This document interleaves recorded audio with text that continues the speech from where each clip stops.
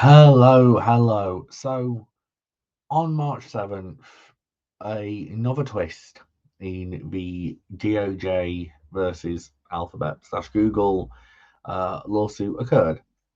The DOJ published their revised proposed final judgment, and the RPFJ, as it will henceforth be known for the rest of this video, put forward a number of proposed remediations to tackle the perceived and adjudicated monopoly which Google has. I'm not going to go through the entire document that we have here. It is 77 pages. A lot of it is really legal jargony, but there is a lot of also case law in here as well. Now, there's a few things in here I'm going to pull out which I think will affect us as SEOs a lot more than others. And obviously, there's a lot of important things in here, and there's a lot of different takes. So I want to start off just by pulling through some of the context language used here. So following the US District's court ruling that Google has unlawfully maintained its market dominance through anti-competitive and monopolistic practices, the United States and multiple states attorney generals have outlined this comprehensive set of remedial actions to prevent further monopolization and promote a fairer digital marketplace.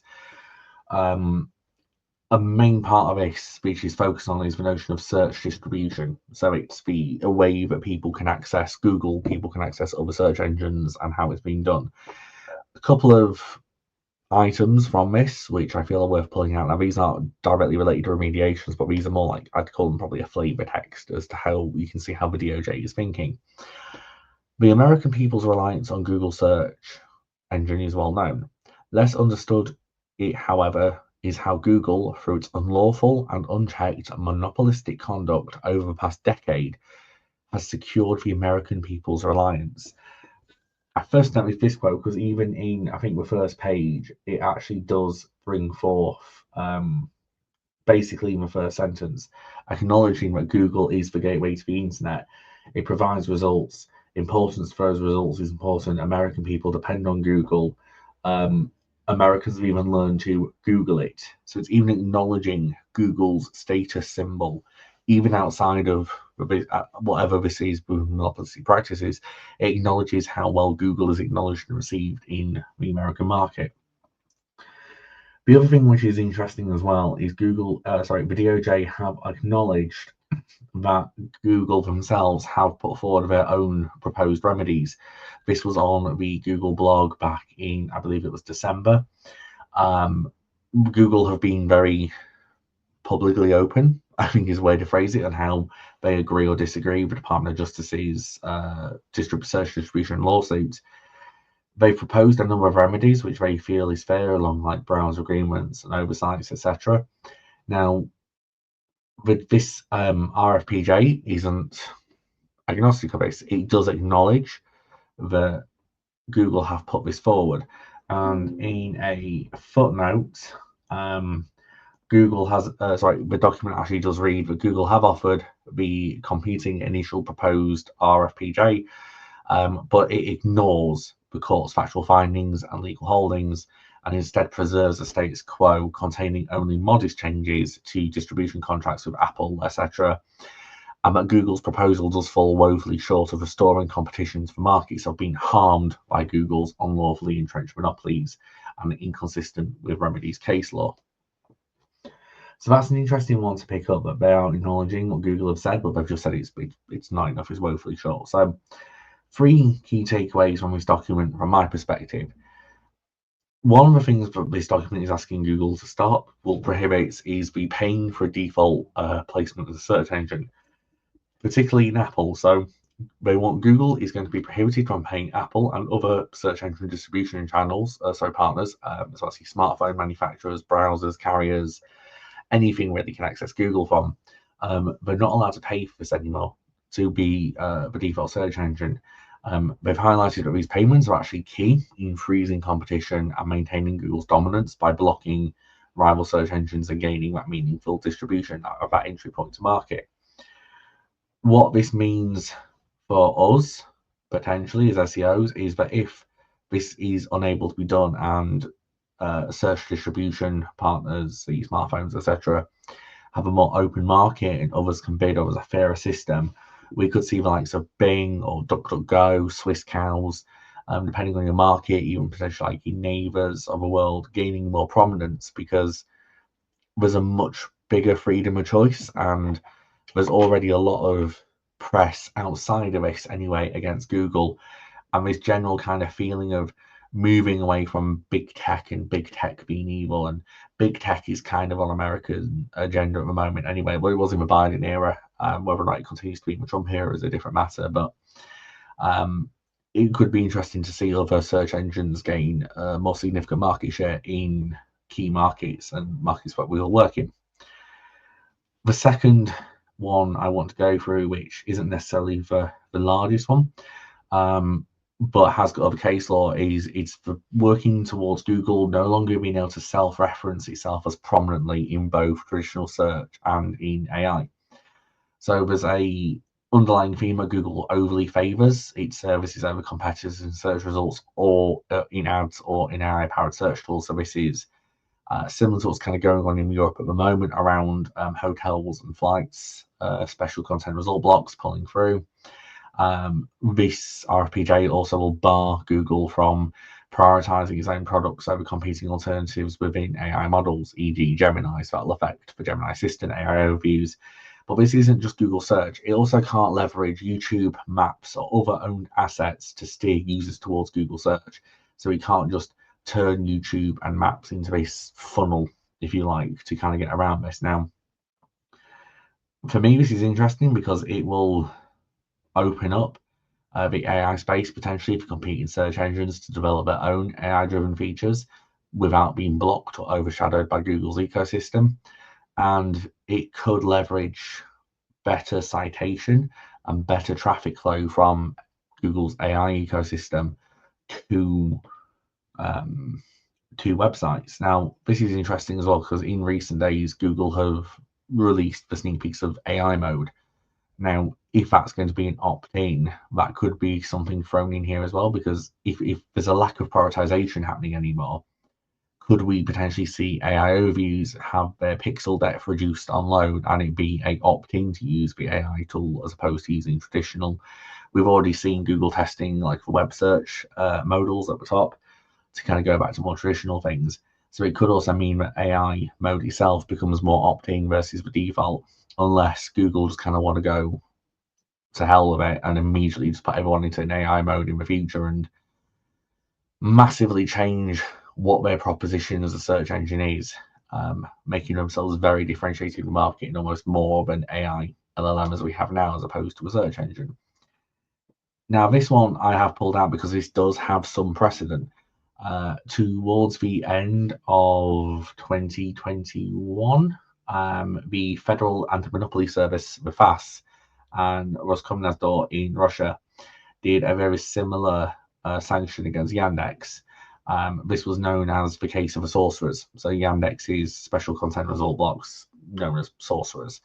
In 2020, in 2020, a number of Russian companies like Avito, Tutu, EV, and Tugis basically wrote to the FAS saying that Yandex was abusing its position in the search market, promoting its own products too much.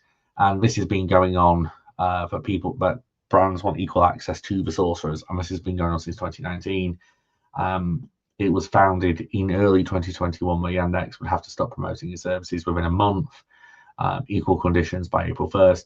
So there is some precedent of this happening to search engines in the last 5 years, which could be interesting to see if a similar remedy is placed on Google and how that affects things.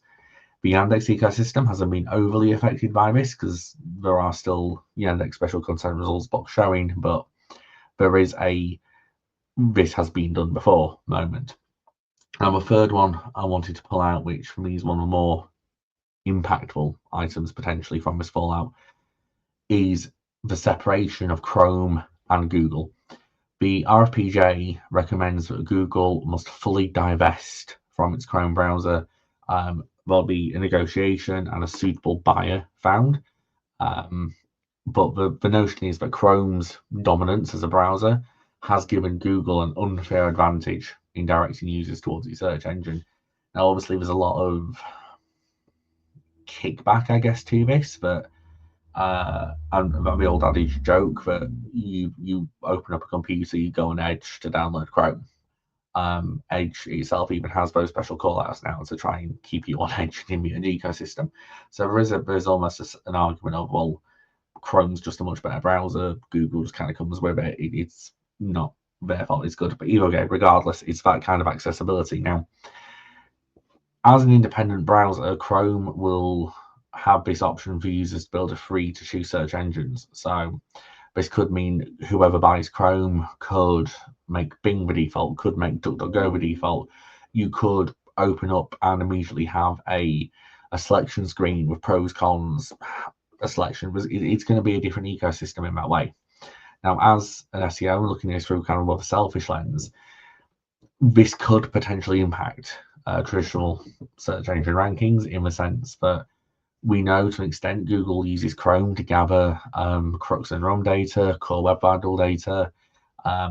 Cindy Crum has speculated through her videos, which are very good, and I'll link to those as well, that the next stage of rendering and indexing could just be Chrome. Now, access to this data will likely be lost when Chrome is divested, and if there is a deal in place that Google can still access this data, I don't imagine a scenario where the DOJ wouldn't make that a non-exclusivity deal. So, well, if Google's able to access this Chrome data, others can buy this data as well. And it isn't just another advantage for Google. There has to be a big partnership or something like that in place. Now, looking at it from an AI search perspective, for me, it seems as a logical next step that LLMs, including Gemini, will start using Chrome for rendering to access JavaScript content better.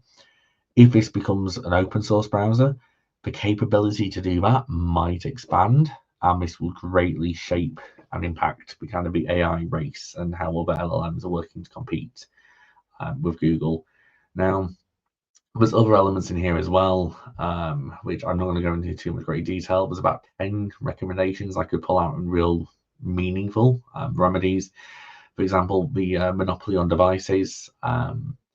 Google must implement a search engine choice screen on all new and existing browsers and Android devices, ensuring users actively select their preferred provider. Again, there is precedent for this in the world of search engines. The Federal Anti-Monopolistic Society, so FAS again in Russia, forced Google through Android in Russia to produce that same, it was called a widget, to produce that screen 2-3 years ago.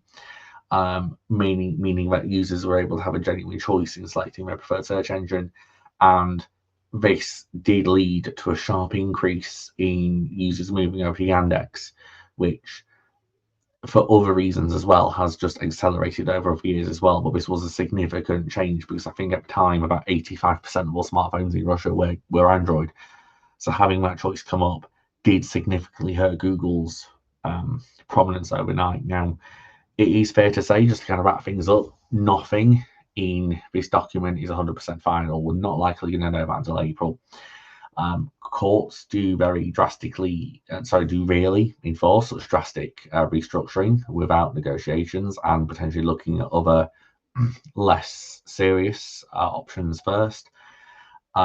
Just to kind of quote from the former FTC chairman, William Kovacic, he suggested the demand may just be a starting point for negotiation. Like, here is our stall, let's negotiate around it, like a start for 10.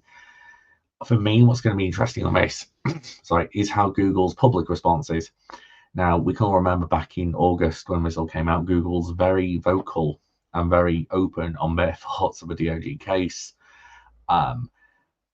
For me, how aggressive and how open their public response is may well be an indication, or we can speculate it's an indication of what negotiations are currently going on behind closed doors, and what their thoughts are on how likely this is going to be enforced.